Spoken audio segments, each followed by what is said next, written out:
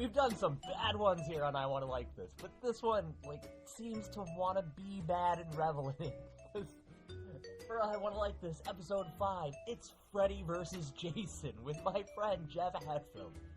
He is amazingly articulate and very quietly spoken, but he is a phenomenal guy, a really smart-minded human being, but he loves slasher films, and he loves Jason Voorhees, and he loves the stories of Freddy Jason, although we both discuss how Freddy Krueger is a child, is a pedophile. He's a pedophile. So every time I see a cosplayer dressed as... I get really weirded out by people dressed as Freddy Krueger, because he's a pedophile. He's a pedophile. Also, in this movie, he's kind of racist. So, without further ado, this was a delightful conversation, and I hope you enjoy I Want to Like This episode 5, Freddy vs. Jason with Jeff Hartfield. Oh yeah, she was pretty hot in there. Well, she's gorgeous. She's in a bunch of stuff. She's like she looked kind of familiar, but I didn't recognize her from anything else. Yeah, she's in a. There's a bunch of people who are in a lot. Like she was in an episode of Smallville. Oddly enough, she's in the episode of Smallville where she's in a coma and she reaches Clark through his dreams. And her uncle is keeping her in the coma. It's that. She was in a bunch of... She's also... I can't remember. She's in a bunch of episodes of stuff, and she's in a lot of the lower-rent horror movies, too. But she is a talented actress, and she's cute as hell. I've always been like, that girl. Like, in that Smallville episode, Kristen Kirk keeps showing up, Lana Lang, and I'm like, no, show me the girl in the dream. She's cute. I don't have a thing for Kristen Kirk. I don't. I always wondered why Clark liked the stick figure when his best friend was did you ever see Smallville? No. Smallville's great. I don't care what everyone says. I love Smallville to the day. God, this movie is so... I was watching it and I'm like, I'm so glad I have a reason for watching this film, or I just hate myself right now for making it through the end, because it's so bad. It opens up with tits. And I've gotten to a point in my life where I just didn't even care. I'm like, was that necessary? Was it?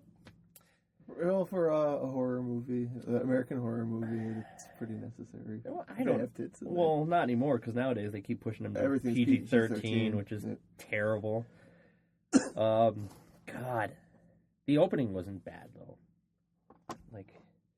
The opening's not terrible. I like the narration by Freddy, where they talk about his story, and you're like, oh yeah, Freddy was creepy at one time. Because he's a child molester. Yeah, that's fine. And I did write notes, see? I am.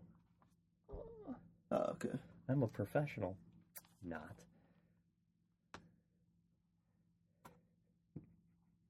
So, I already started recording.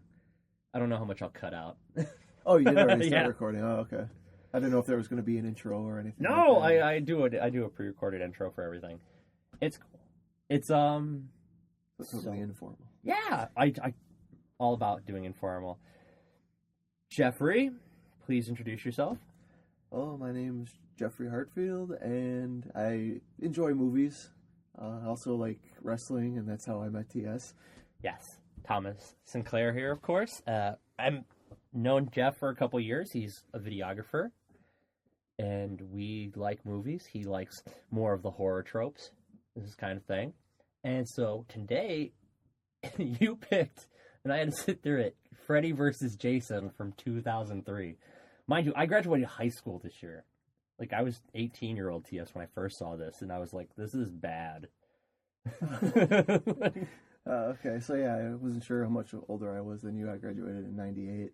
Jesus, you're 5 years older than me? Really? Yeah, why do I feel like the old man? Oh, it's because I'm bald.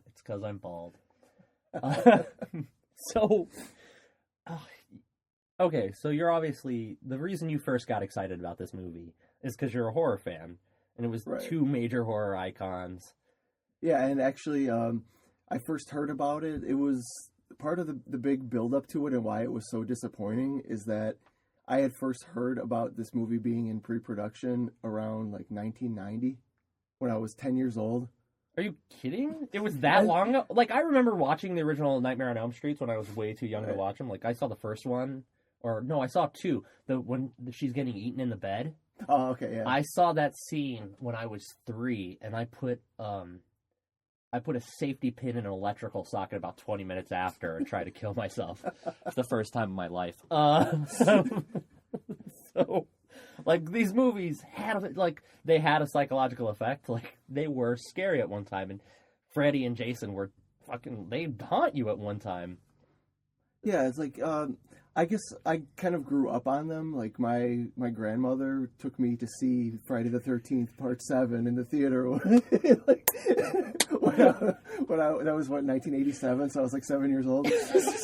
So I kind of grew up on it. It never really scared me. I just thought it was really cool. So that's why I was a Jason mark. That's fantastic. And so I'd first heard about... Wait, how old is your grandmother now? Well, she passed away now, but she would be probably 99 or 100. Oh, wow. So she was like, wow. And she was really up there even when she took you to these. She was in her 70s. She was in her 70s. She's like, I'm going to take my grandson to watch a fucking machete murderer kill naked chicks. Fantastic. Yeah, that's why I always felt like really, really cool. This explains a lot to me, by the way. Yeah, I always felt really cool because I was never restricted from watching R-rated movies. Obviously. So, and it never had any negative effect on me. You and I are very different then, because I remember seeing Candyman when I was like 8 years old.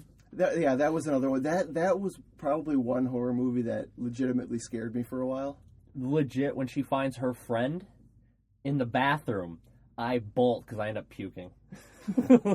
I think with that movie, part of the reason why it might have scared me so much is that it was filmed or taking place in Chicago. So I thought of next door. Like, okay, this could happen to me. You're just terrified at night, like looking at the mirror, like, should I? It's like, even though I know this is probably not real, I still can't bring myself to actually do it. Right? That type of thing. So, okay, so you've been looking forward to this film for 10 literally years, like over 13 years. Yeah. 13 years. And what are you expecting when you're like, oh, it's Freddy versus Jason? Is this before or after Jason X?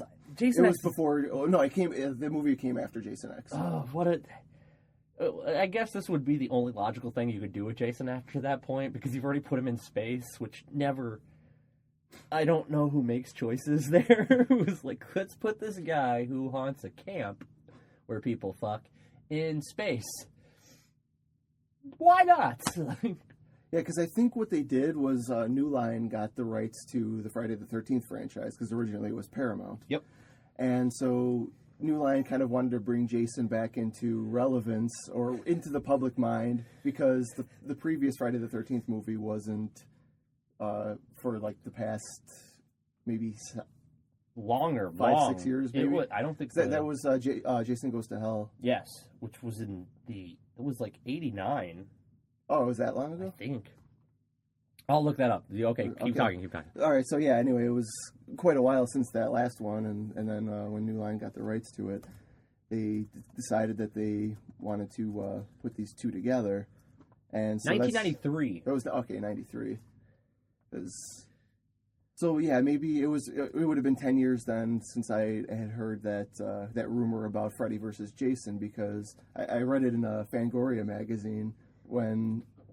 Wait, do they still print Fangoria? I don't know if they do or not. I don't know if anything's still in print anymore. Print media, yeah, that's dead anyway, so probably not. I imagine it's still around, I would imagine. The only print media I ever see coming about are like Lord of the Rings books and Game of Thrones. So. At least maybe probably on an ebook or something. Yeah. Just get the Fangoria app on your. This smartphone. was after Jason X, which came out in 2001. Okay, that was 2001. So yeah, two years later for Freddy versus Jason. So. You've been reading about this in Fangoria. You're all excited. What do you expect going into this? Well, by the time this came out, I was already in my 20s, so I wasn't expecting as much as when I was like 12 years old. But I was just figuring like some kind of awesomeness between the two of them, just battling each other, and having I was always a bigger fan of Jason. I think maybe I liked his story because he has kind of a tragedy about him. He's a very much more sympathetic character because he is vengeful out of literally being done wrong, whereas Freddy is a horrible fucking monster who molests children. And parents, like, he doesn't even just molest them, he kills, they disappear and they find the bodies. And then these parents kill him for molesting their kids. And, like, you're like, no, they had every right to fucking kill this guy. He touched their kids. Was the molestation angle, was that part of the original plan? That's one of the original ploys in it. I wasn't sure if that was kidnapping all these kids and everything to him.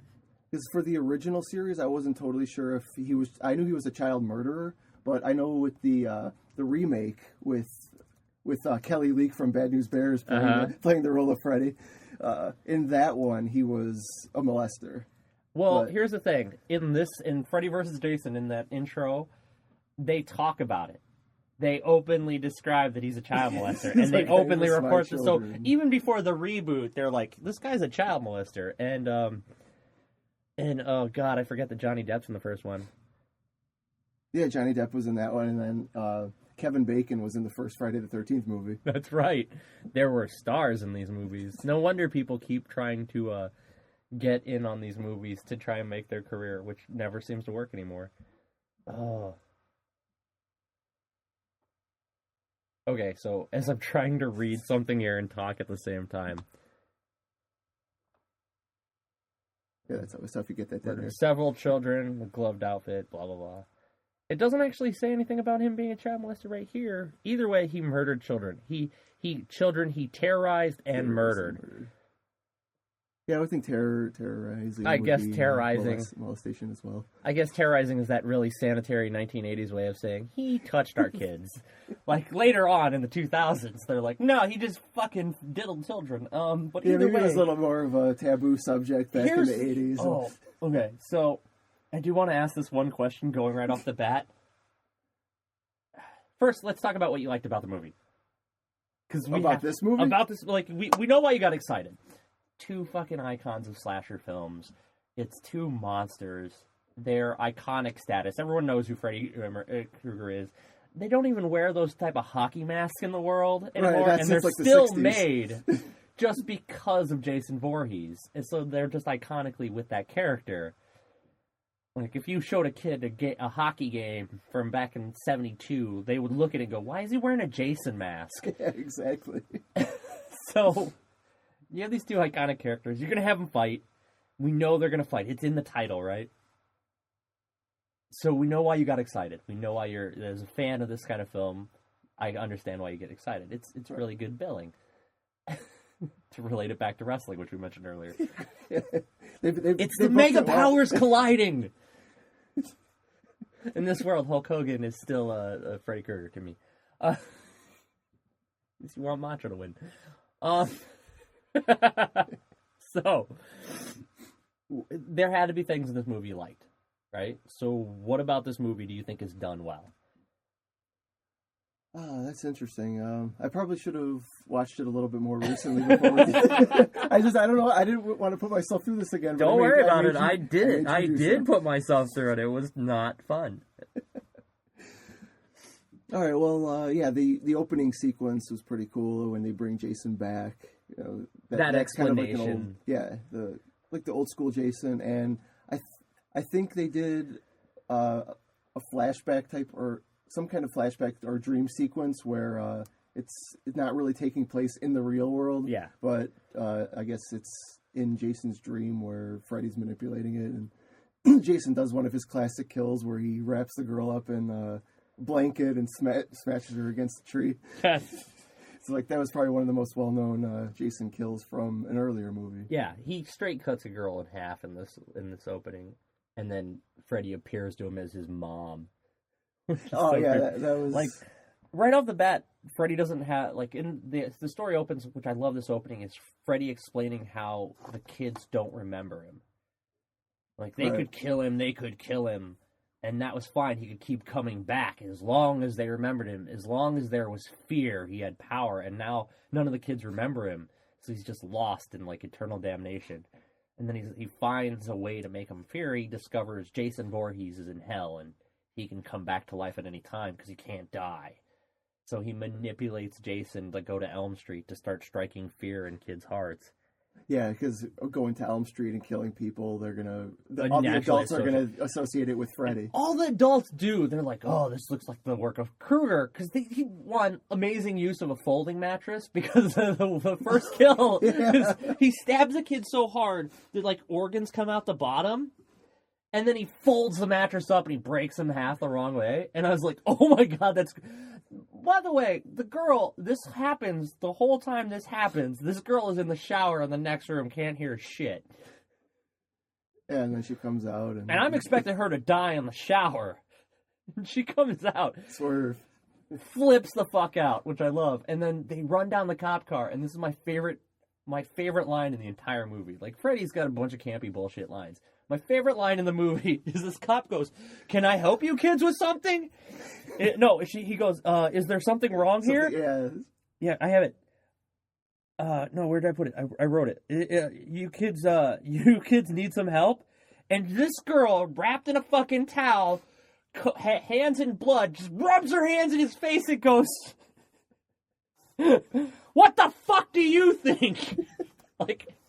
That is the most real reaction line ever, because I always get mad in horror movies or any of these movies because they braid them down to PG and now you can't say fuck, and that's the first word out of everybody's mouth when they're scared shitless. Yeah, and it's just a natural thing. And that was that one natural moment, and the way she delivers it, eyes wide, wet, wrapped in a towel, and bloody hands, and the guy said, "What the fuck do you think?" I was like, I'm in. Let's do this.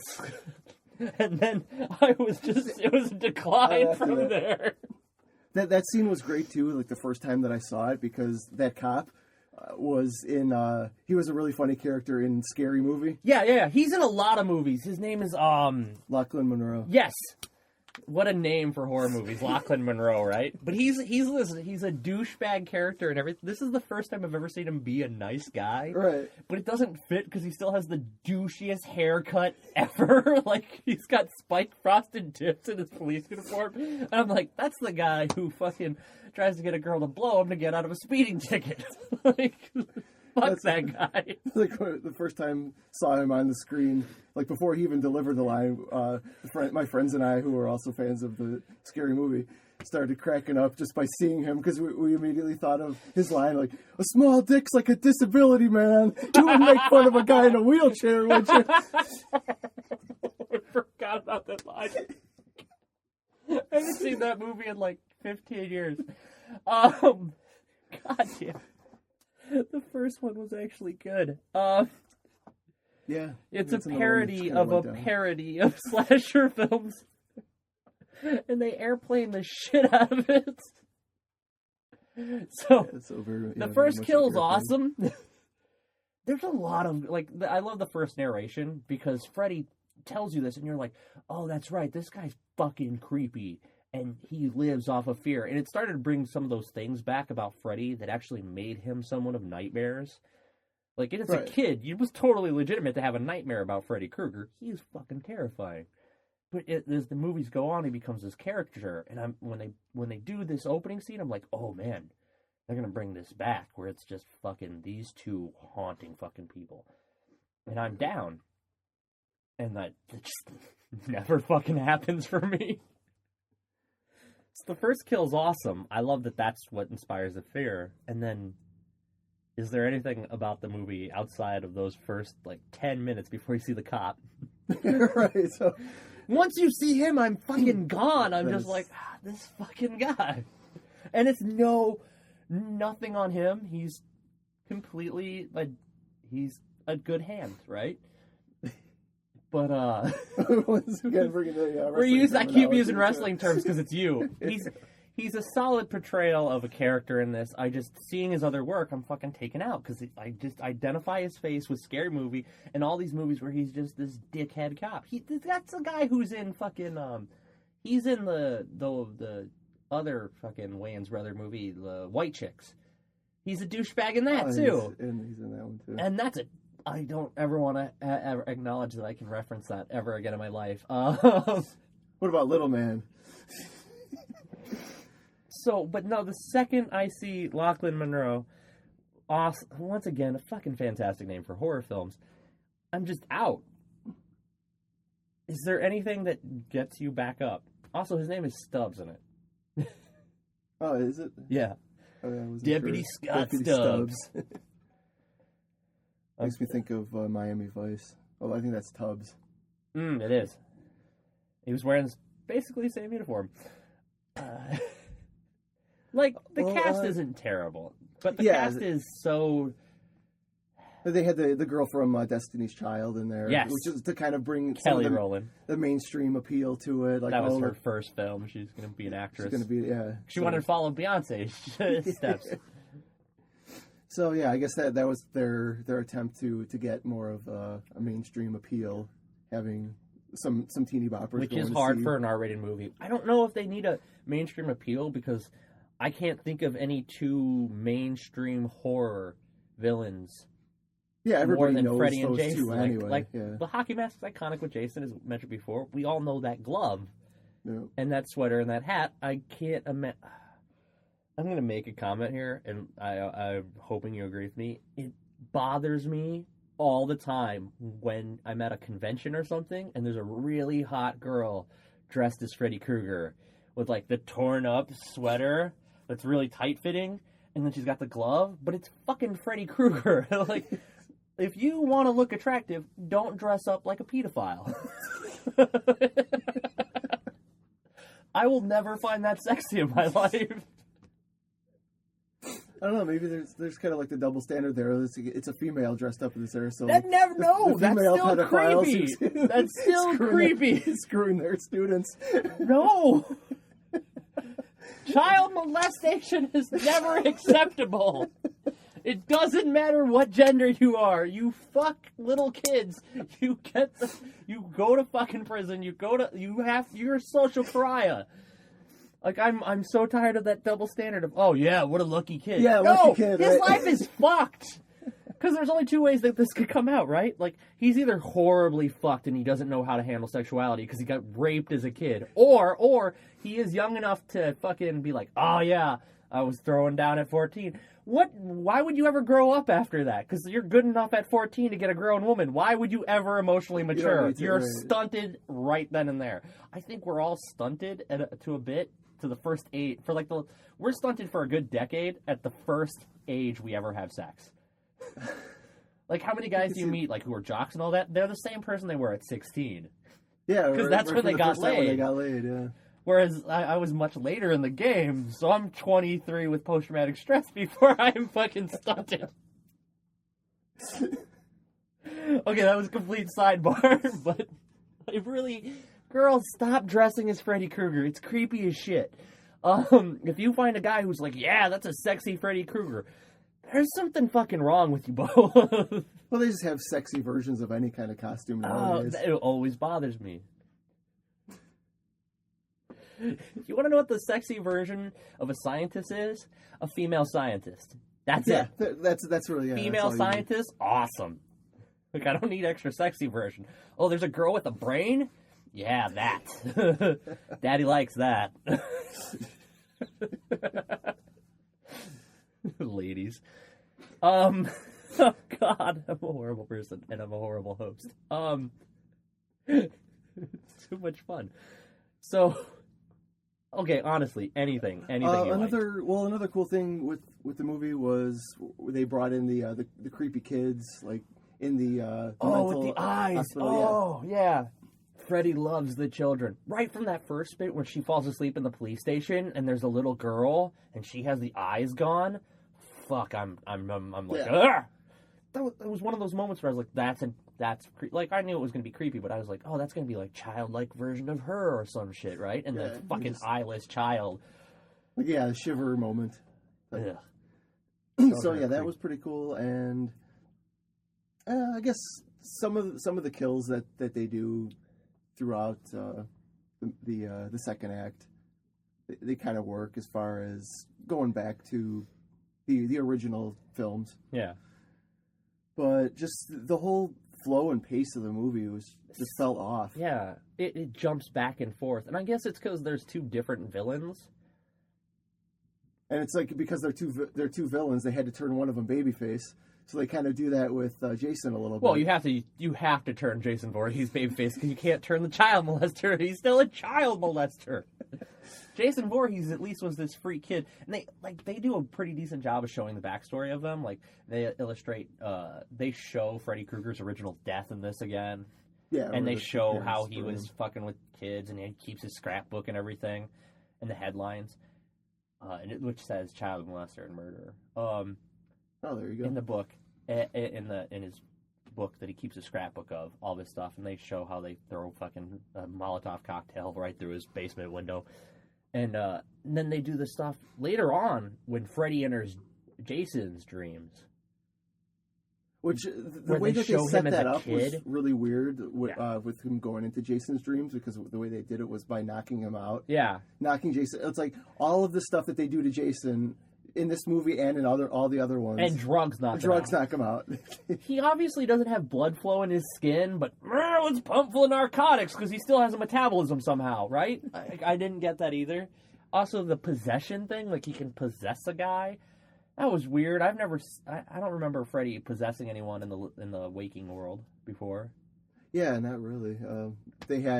Jason was possessing people in the Jason Goes to Hell movie, which was shitty in its own right. Oh god, yeah. And there's just the pacing's weird. There's a lot of okay. Let's just go into what we hate already because we are obviously just gunning for it. Just waiting around for to the camera work. Like it's all smooth, right? But there's so much movement. Like there's unnecessary amounts of movement to seemingly add drama where there isn't any. Which I think that has a lot to do with the director and the choice of director, which was very poor.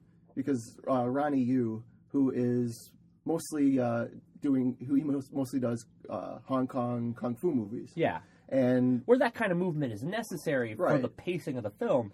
When you have two characters who are very, like one just walks. That's all he fucking does is walk, and one just appears places. And that'd be cool if they were moving it and he was just appearing places, but that's not fucking happening in this film. Right. So, yeah, it was very much a mismatch with the choice of director, like American horror film versus kung fu, Hong Kong kung fu movies.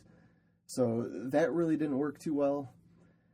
And, yeah, like you said, with the way that the camera movement and largely due to the directing. And I feel bad for a lot of the actors in it because the script is, like, all these actors they're working actors, so they have to get work to keep paying bills. Like, that's their job. They act, and you take what job comes to you. And this is a role that will never help them get to a place where they can choose the roles because it's so bad that they can't showcase anything.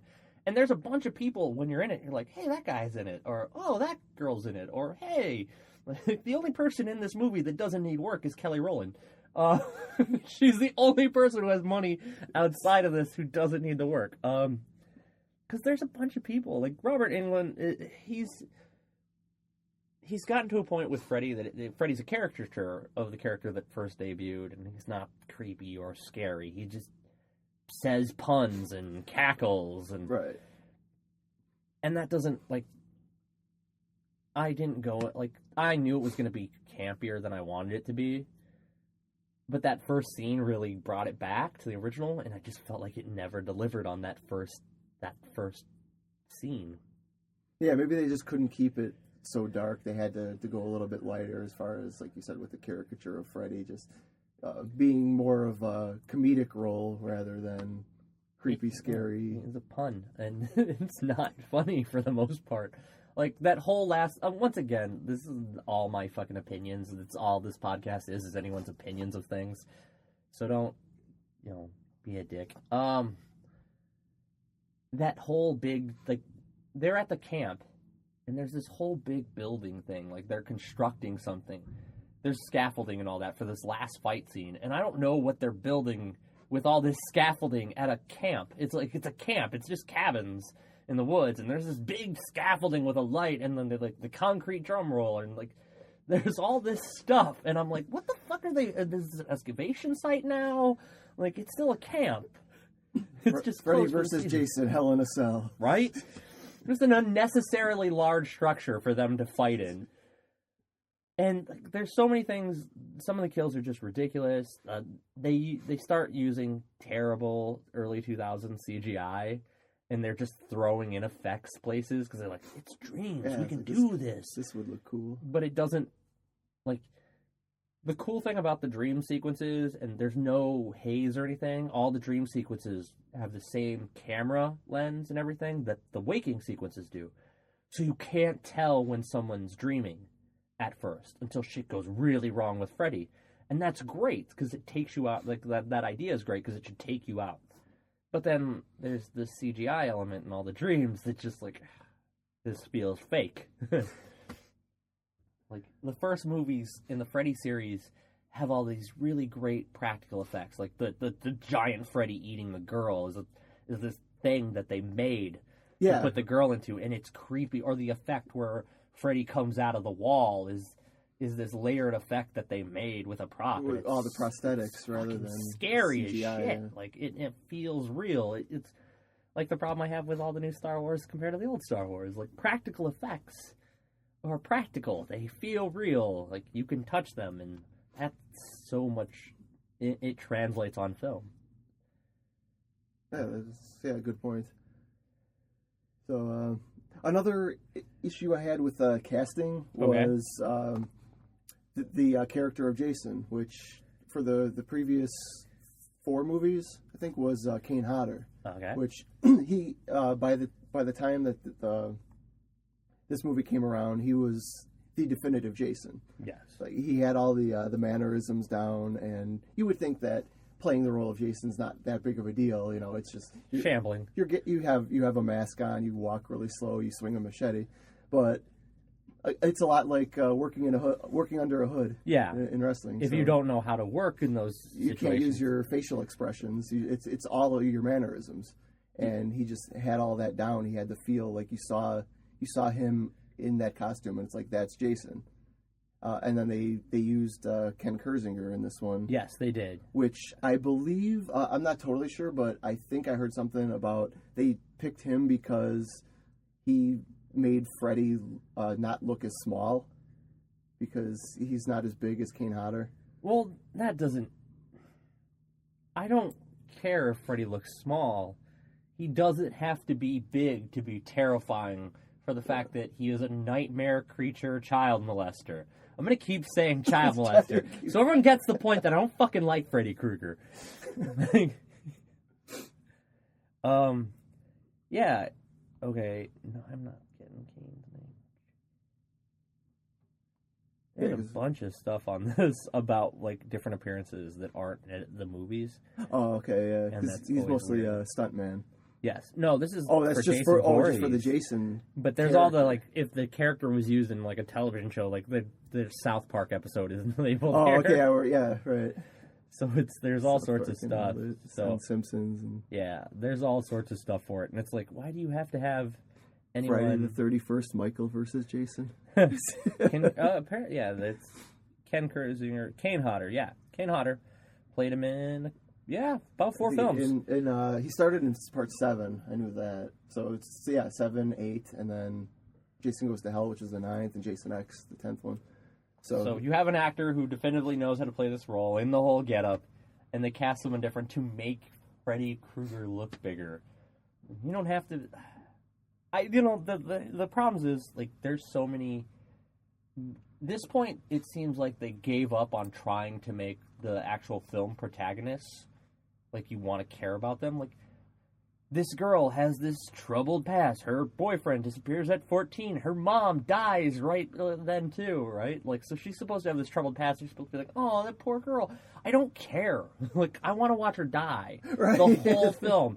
Like, I don't normally root for the killer. I don't. And this whole time, I'm like, God, I hope they kill this girl. Like, her friend who's just gonna drink her way through the movie because her boyfriend died, that's relatable. Like, she just saw her dead boyfriend, she's gonna go get drunk. I kind of want her to live, and she's, like, the second person to die of the cast. And what a horrible, like, her death scene is so, like, it makes me queasy. Like, not only is she fighting off Freddy in the dream world, but there's some fucking raver asshole getting ready to, like, statutory, like rape her. Rape her, yeah. Not statutory. They're all, like, minors. But, or 18, as it was labeled in there, so no one feels guilty about the nakedness in it. But, like, there's this guy, she's passed out drunk as hell, because she, watched her boyfriend, saw her dead boyfriend. So now he's just going to take advantage of her while she's drunk at a cornfield. I'm like, oh, this poor girl. Like, she's just... And then fucking... Young Freddy in training. Yeah, and Jason, like a fucking archangel, saves her from getting raped by just brutally murdering her. Like, at least she doesn't have to wake up having been raped, because I think that's kind of worse. Like, not only do you see your dead boyfriend, but you wake up and you know you got raped in a cornfield. That's a fucked up, like, her life is fucked from there on. Like, her life's already pretty fucked because she's got a drinking problem, a smoking problem, and she just watched her boyfriend die. Put on fucking, like date rape situation there. Oh my god, like, I would feel so bad for that character. And then she's dying, and she's facing Freddy, and the fucking, like, there's no way this girl is not fucked for life. Like, this is just fucking Full House of shit laid on her in 2 days. And I don't think Jason understands the difference between consensual sex and legitimate rape. All he knows is, this guy's trying to fuck a girl, I'm gonna kill him. Right. He sees two people having sex, no matter if it's consensual or not. So that's his cue to kill. I love that they went back, when they did the flashback later, they actually explained, like, no, he has a legit reason for hating teenagers having sex. They're the reason he died. He drowned because they were having sex, not watching him, and then he grew up to be the way he was because he witnessed his mother in the first movie killing all of the kids. For revenge for him. Spoiler alert. The first killer is Mrs. Voorhees. If you haven't seen the first movie from in the second movie, you see her decapitated head. So that's an interesting thing too about Jason, is that everybody knows that the mask, but he didn't even have the mask until the third movie. True. Because the first one, the only Jason appearance was at the very end where he comes out of the water. Yeah. And then in most of the movies, he's wearing, in the second one, he's wearing a burlap sack over his head to cover his mangled and rotted flesh. So then in the third one, he finally gets his mask by taking it from one of the kids he kills. Mm-hmm. Which is, where else would you get it if you're a murderer? Just a kid who's playing tricks on people, and he's wearing that mask to scare somebody. So Jason's like, hey, this is a good idea to scare people. Plus, let's protect the awfulness. He wasn't that ugly and mangled by then. Yeah, he still was, but not. Well, he was a deformed kid to begin with. Yeah, true. And then as he kept dying and kept coming back to life, he became more zombified. Which, I think part 6, he was a full-on zombie at that point, where he actually raises from the dead. He's in the ground, they stick the stake in him, lightning hits it, and he comes back Frankenstein style. They play really awkward with whether or not he's alive or dead in this movie, to an extent where at one point, like we said, he gets shot up with tranquilizers and he passes out. He gets shot, he gets lit on fire in this movie in that cornfield. Holy crap, was that drunk kid the smartest ever? He's got a bottle of Everclear and a glass. Like, he just watches his friend get struck down, and he's like, and then fucking lights him on fire. Like at that point, run the fuck away. He's like, burn, fucker, burn. Because now you're around possibly two dead bodies. Don't be around a murder scene. There's a party. Disappear. But he gets all cocky and fucking see Jason pull the machete. Once I see the guy who's on fire not stop, drop, and roll, but reach for a knife, I run. I fucking run. That's your cue to powder. Yeah. You just, I'm out. Just get out of there. And this kid waits to fucking die. He's just in shock. Like, what the hell? He was really drunk. He was drinking Everclear at the time. So. And he was very fat, too, so maybe he couldn't get away. There's a lot of reasons not to run through a cornfield. So as long as you're not running through the cornfield backwards. Jason walks out of the fucking lake. Jason gets lit on fire. He's been shot. He's been stabbed. But tranquilizers work on him because he still has a metabolism. And at one point he starts drowning again. And Kelly Rowland's character has to bring him back to life. They pull away the mouth and it's just like, and she's got to do mouth-to-mouth resuscitation. And I'm just like, who wrote this? This isn't disgusting in a scary way. This is like, what? Oh, no! Like, I get the point of transporting him back. My favorite part of that situation, though, is when the female protagonist has to pass out, too, they don't just leave her in the front seat passed out. They lay her next to Jason to pass out. Like, why? And I guess maybe the reason that they had her do the mouth to mouth was because she was kind of like the stuck up like wannabe beauty queen. Yeah. So have her do that. Not that she's not an attractive girl. It's just that was the case. She was a very vapid character. That was her character. Yeah, very vapid. So we have in her dream looking through that magazine and her nose falls off. Well, how about those? Like, those are just tropes, right? Yeah. Like, we have the vapid girl who's all about physical appearance. We have the drunk girl who's going to have sex. And then we have the virgin girl with a tragic past. That's all. Like, yeah, that's a horror movie. Everything is trope. All three of these were tropes they made fun of in Scream, and they still did them again. Like, wouldn't we see Sidney Campbell and then her two dumb friends? I guess that's just the formula that works. It didn't work, though, because we're so far removed from the 80s and 70s at this point that we know that it's a trope, that when I'm watching it, I'm like, they didn't even try to make realistic characters. Like, I think maybe with it being Freddy versus Jason, like, they just threw it out the window. Yeah. And making it kind of a throwback to those older movies, like with the nostalgia factor of it. So they're like, okay, we'll go back to some of these things that we did before in these other movies. I get that, but it doesn't leave you any new ground. Like, that's my problem with this movie, is well, at least it doesn't take itself too seriously. Yeah, that's a good part of it. But it doesn't do anything for the genre. It doesn't do anything. Like, we could say a lot about all the new Ghost and Poltergeist movies that come out now for horror movies and stuff. Yeah. But at least they're literally trying to do the genre like a justice. Like, the old movies scared people. Right, just trying to break new ground with it, because there's only so much you could really do with slasher movies. Aside from the moment with the little girl in her dream and then all the kids in the morgue, there is nothing in this movie that creeps me out. Nothing. Not even the part where her dad tries to kiss her in her dream and it turns out to be Freddy. I was like, I knew what was coming. Like, it's just like... I can see that. And it's just... Nothing in this movie surprised me. I didn't get a shock. I didn't get disgusted from the gore. Like, I was just so desensitized from moment one with it because they didn't make me care. And I just, like... If you're going to do this and bring these two big ones in, we have plenty of videos on the internet that are the goofy, campy thing about these two characters facing, right? We had plenty of stuff in media where it was campy about these two.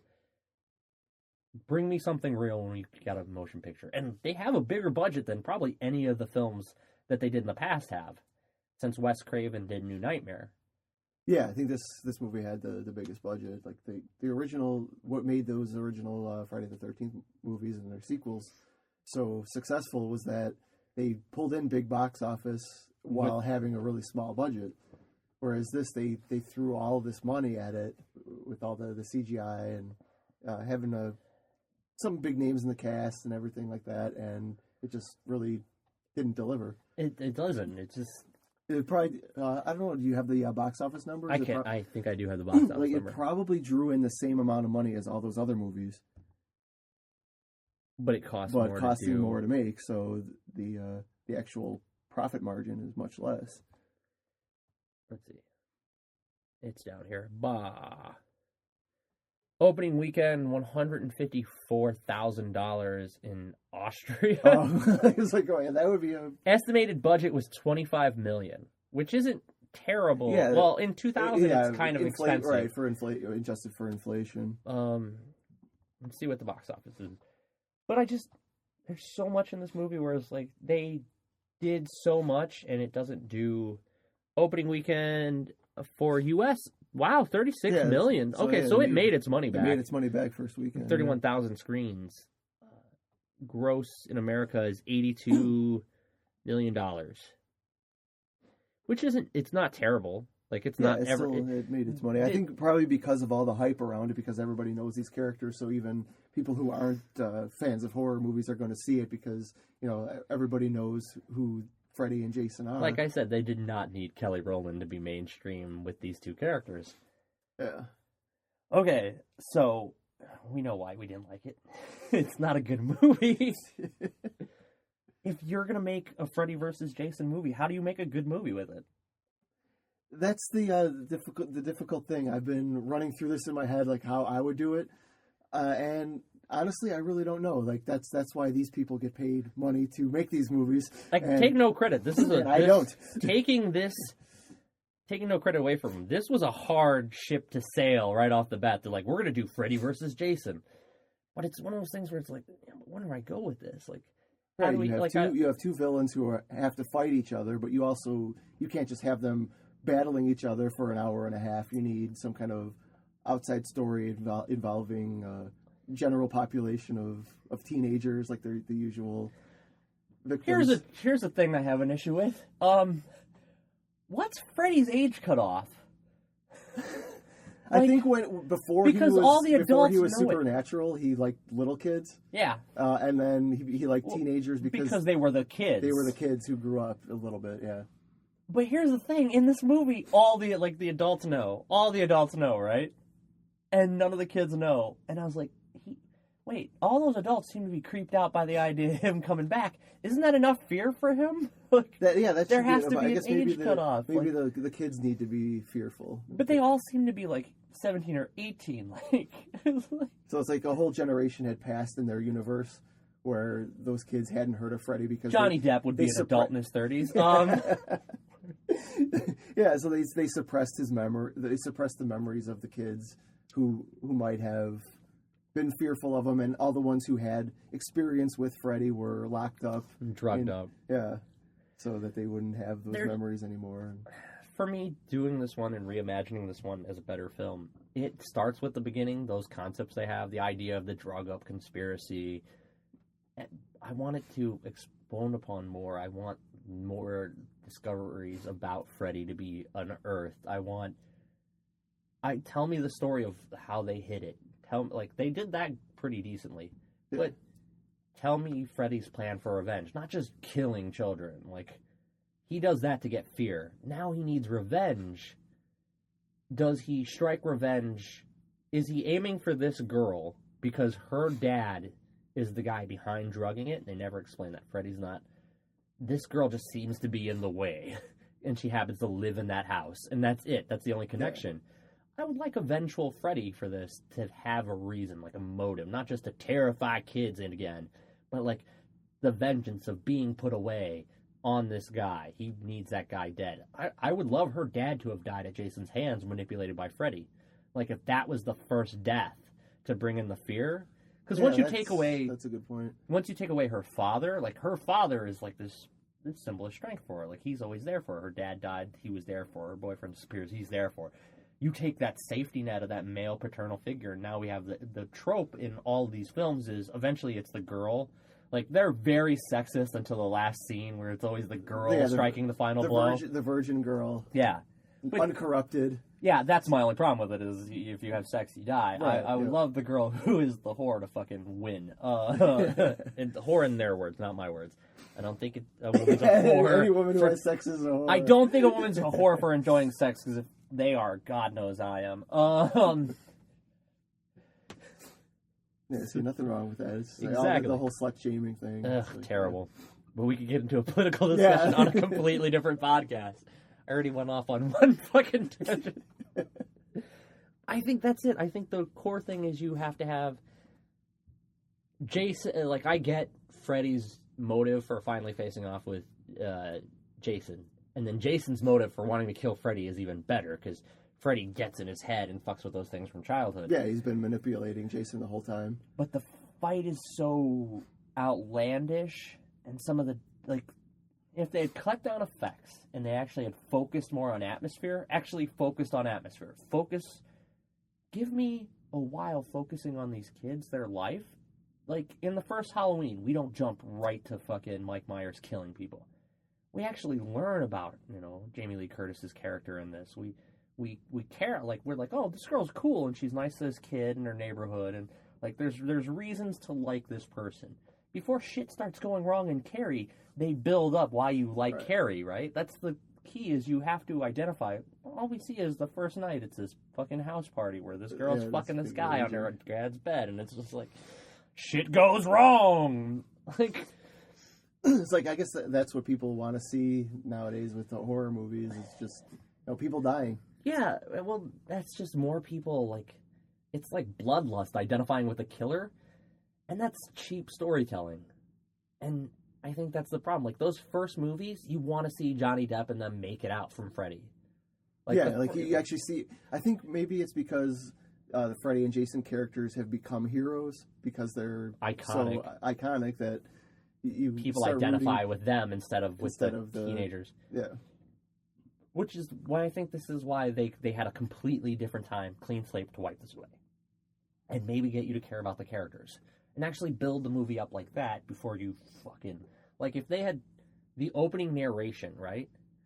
If they had explained that in cutscenes throughout the movie, we didn't open up with a narration of Freddy Krueger, and that we start with the girl, and we just know that shit's going, like, crazy things are like, there's something not going on, and then that first time where you see Jason Voorhees just fucking kill, like, exposition later on when he's haunting Jason in his dreams of how he brought him back from hell.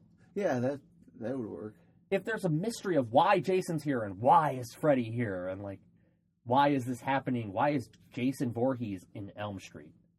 And then the reveal is that Freddy is manipulating him. Yeah, rather than explaining it all in the beginning. And just kind of going by the numbers from that point on. Exactly. It's just like, they did the best part of storytelling in the first 10 minutes.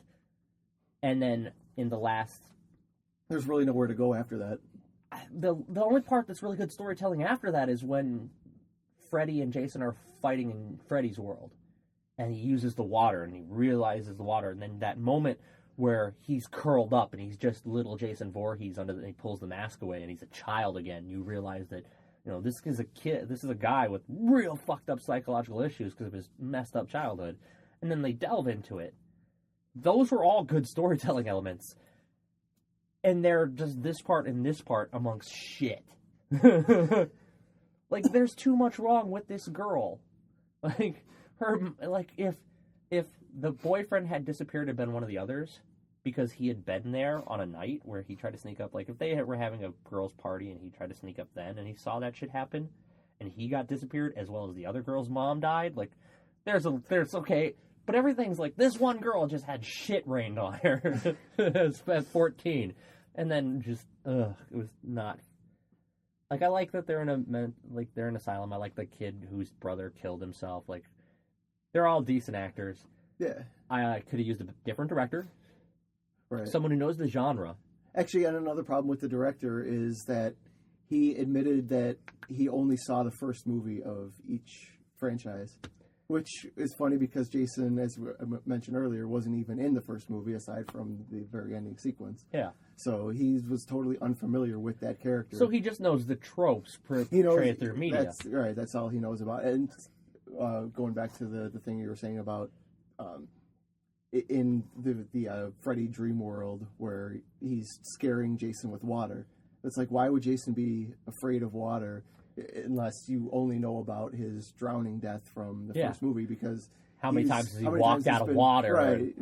Yeah, it doesn't make sense because he always ends up in that fucking lake. Yeah, it's like that was always like the special way that everyone thought you have to kill him was to bring him back to his original place of death, and it never worked. Didn't work.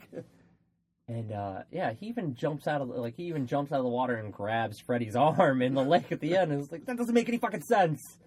But He's you know just, what does make sense now? Blubbering mess. When you think about the director, that last fight scene, that unnecessary structure makes perfect sense for a kung fu movie. Yeah. But like, they go so far into campy in the dream world. Like, Freddy plays pinball with Jason in his dream world, which is also one of these big structures, like industrial things in his dream world. He's just bouncing Jason off things. He goes, tilt. Yeah, like, right. he makes a direct pinball reference to the sound effects. It's like... Yeah, just going for the cheap pop there. How am I supposed to be scared of you? You're a child. Molester. But there's so much that they could have done. Like, I give the people who did the Nightmare on Elm Street reboot a lot of credit, because they really did try to bring Freddy back to those roots and try to make him creepy again. The problem with that is we are not far enough distanced from the original terrible movies of Freddy Krueger and Jason Voorhees, because they did a Friday the 13th reboot, and they did the same thing. They tried to bring it back to those basics with, a better, like I'm not going to say a more skilled videographer or photographer, a director of photography or anything, because lower budgets, different time, different kind of equipment. Right.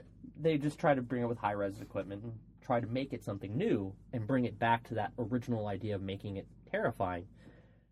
We just live in a media where everyone's so desensitized that they want the death, and I don't need to see anyone... Like, it goes back, we talked earlier, I always mention Hitchcock. Hitchcock will always do it. I don't need to see anyone die. Yeah, just like the threat of death more than even just seeing the actual death. But it's like now we need the payoff to it. I don't need the payoff. The best payoff in any of their movies. Freddy's movies are great. You can see the gore because it's nightmares. It's playing with images. It's trying to scare you with visceral images that you would see in your dreams. I don't need to see Jason break anyone. The worst one is when he breaks the guy's neck and it's obviously digitally, and it's not like they could have just made a dummy and had it break, because it doesn't, like, you don't see the bone or anything. Like, if you break someone's neck like that, you see things. You do.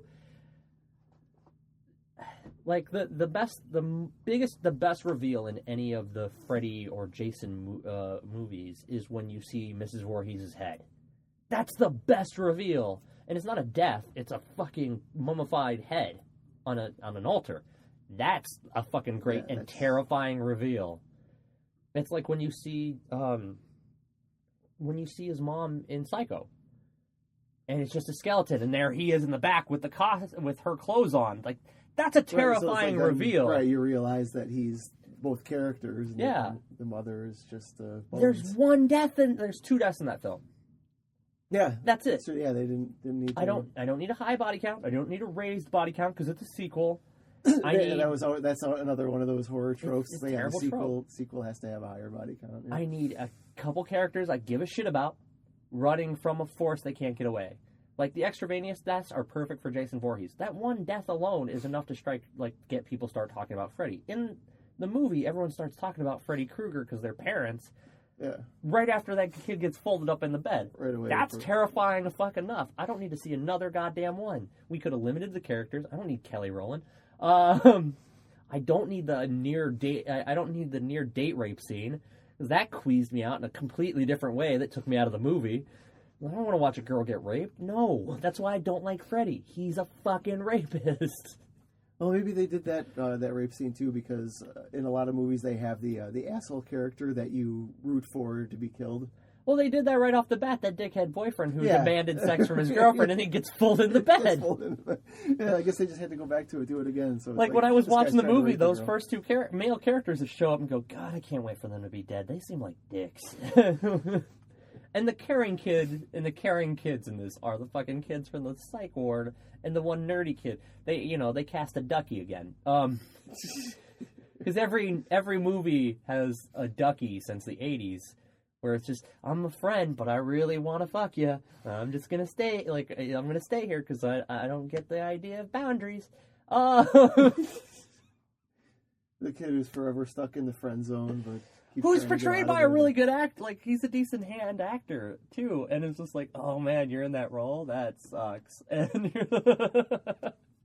I feel bad for him. And I love that he doesn't get the girl. He gets a heroic moment, but he doesn't get the girl. Yeah. He loses the girl to the psycho kid. The boyfriend that she's pining after, who she thought who was her abandoned. boyfriend from when she was 14. And hasn't seen him for like 4 years and thought that he abandoned her. Why did you just leave? Where are his parents? Like, you didn't just go... Like, are his parents still in town? Yeah, I was like, where the fuck's your son? Like, his parents... Like, you could still knock on his door and be like, where's your kid? And they have to be like, he ran away. Like, they can't look overly concerned. They know where he is. They should be like... missing persons reports and all that, but nothing. No one says anything. It just disappears, and everyone's cool with that idea. And they never explain it to her. Like, what? That doesn't make sense. I think if they just, if they got another screenwriter who was like, okay, this is a couple neat ideas you have here. I'm going to try and actually make this make sense. And build to a crescendo. There's no build except for the death count builds. Like, the death count builds. Yeah, that's the only build-up is one after another. And we get a reason why they're going to fight at the end. That's it. And I think that's my major problem with it in storytelling-wise, is just like, there's... Boom, here it is. Right, and that's the problem, like, when I was trying to think of ways where I could make it better, and it's like, there's really not so much you could do with this by just having these two characters battle each other at the end, like, as far as building it up. Also, why does Freddy know fucking jujitsu? Did you notice that? He's throwing moves! Like, this is a guy whose only victims in his real life and in the real world, in the physical world, that he ever had a fight were fucking kids. Like, he shouldn't... Like, his fighting move should just be like, come here, you! Like... He's gotten a lot of practice with his killing profession over the years. In the dream world, he's learned jujitsu from kids' minds. And, Jason being like twice his size, he has to use the special moves to take him down. He's dropping elbows on the back. He's jumping up and dropping elbows on the back of Jason's neck. Like it's like Bruce Lee, who's about 5'6" and 150 pounds, taking out like a whole army of people. So with his fancy. Karate moves, so there's just like do that with. I'm watching this and I'm like, I just want Jason to just grab him, and just beat him to death. Like, not even with a knife, just with a handle, just fucking knock him around. Because his skin's all burnt away and everything. Like, everything's just gotta hurt once you're in the real world. Start peeling off that skin. Well, not even that. Like, it's all burned and open and all that. So yeah. like, when he comes in the real world, I just want to be like, the air, it hurts. It all stings. Yeah, that was one of the things with Freddy, is that he's supposed to be weaker in the real world. Yeah, and then he's throwing blows, right? It's like, I think it was in Freddy's Dead, the sixth movie, where the way to kill him was to bring him into the real world where he has no power. And then it's just like regular people are able to take him out. Yeah. Whereas in this one, Jason's having trouble with him. Yeah, apparently Freddy went into hell and just started learning from the fucking masters. Beelzebub teaching him some moves. They got a really good BJJ gym there. I'm amazed he didn't go for the cravat. Just Kung Fu Freddy, like, fuck you guys, really? This is where, obvious, like, Kung Fu director, though. Like, yeah. I'm gonna make Freddy fight him back. This is where I get to show my flair. Like, yeah, because otherwise it's just Jason in a squash match. I've been fine with the last part of it being Freddy trying to get the kids and then realizing Jason's out to get him. And then it just be the fucking opposite. It's Freddy running for his life, terrified for once. And like, that would have... get this back into the dream world again. Yeah, right? Like, thinking of how he can knock fucking Jason Voorhees out, and then that final fight would matter to me. Like, the second he rips his arm off, I'm like, good. And yeah, just the dichotomy of that, where it's like, Freddy is obviously going to win in the dream, Jason's going to win in the real world. Yeah. So where do you hold this epic showdown? And well, that's great because they build up. Like, that's the only part where they get right. Like, Freddy's he's killing him in the dream, yeah. And I'm fine with that. Like, he should be killing him in the dream. And then they wake fucking Jason. They don't wake Jason. Wakes up. They should have had to wake Jason up. Like, Jason should be fucking dead for it to be working on him, right? And not knocked unconscious with a bunch of tranquilizers. Dilute 1,000% to 1, like 1,000 to 1. I was like, yeah, I get it. It's really strong. He's still dead. He's the Walking Dead. Yeah, and would he have dreams if he has no brain activity? I don't know. Well, your synapses fire for a while after you die, but like, yeah, I don't know what the rules are on his biology, but him drowning, none of this makes sense. Like, brain drowning, I get it. But like, Freddy killing him in the dreams, great, and then he wakes up. Now it should just be fucking one-sided. The second the girl pulls Freddy out from the other side, it should be Freddy coming after them until he realizes fucking Voorhees is there. And then it should be a terrified Freddy running through the woods. Jason starts firing up. Just Jason walking as Freddy tries to run through the woods. He still wants to kill that fucking bitch, in his words. But, like, oh my god. And then the worst line of all, Freddy makes a racist remark about Kelly Rowland. He says something like, what a treat, dark meat. Like, oh, Freddy, I hated you as it was, you fucking pedophile. Now you're a racist pedophile. Give it up to Kelly Rowland's character for just talking bad smack. Yeah, she's making fun of the size of his dick then. You'd need tiny penis to fucking rape children, wouldn't you? And then, boom, dead. Those big fingers that you have. It's like you're trying to make up for something. Covering up with butter knife hand there. You're not even scared. Jamie, well, you can't measure up to Jason, that one big machete. And then she dies because that one... It's like, here's for sticking up for me, bitch. Bam! It's just terrible. It was just... it was awful. Both parts of that were awful. It was just like, I'm like, oh, God, I don't care about, like, I don't, for once I didn't want to see her die, because it's like, yeah, talk shit to the fucking child molester. He deserves it. He's a child molester who's haunting you people. And a racist. Yeah. Yeah, that's what we find out. Like, she doesn't even make a comment about it. No one says anything. He says this offline about her being black. It's never even acknowledged. Yeah. Which, by the way, kudos for this movie, because they don't make any, like, stereotypical reference to her at all, or any reference to her being black until fucking, like, nobody's racist in this movie except for Freddy. Like, that's the line we drew. Freddy's the racist. Oh, it was terrible. Yeah, give him another villainous trait. It was just... God, I guess that's how we'd fix this movie, right? We'd make it logical. We would try to build to something. Yeah, that would be the sensible, logical thing to use logic. So new director. Yeah, that would be the first thing. A different screenwriter to take over. Those two ideas in the beginning and towards the end are great. We need a screenwriter to actually build. Yeah, build a story, have some kind of arc going on there. Don't cast a guy whose first appearance makes me want to laugh. That's about it, man. Don't cast so many tropes. The stoner trope with the stocking cap. And Kane Hodder as Jason. Yes, and Kane Hodder as Jason. A Jason who knows how to play the role. Was there... Not that Ken Kirzinger was terrible. He wasn't terrible. It's just he wasn't Jason. He looked a little weird, too. Like, just his build, like the prosthetics and skin color that they gave him was... He's almost black. Like, yeah. He's completely burnt or faded away at this point. It's just... It's like Freddy's supposed to be the one who's burnt. It's like,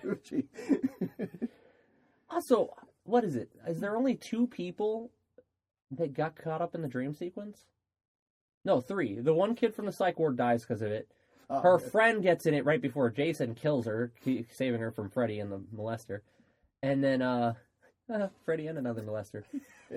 And then the blonde girl. They're the only people who fall asleep in this film.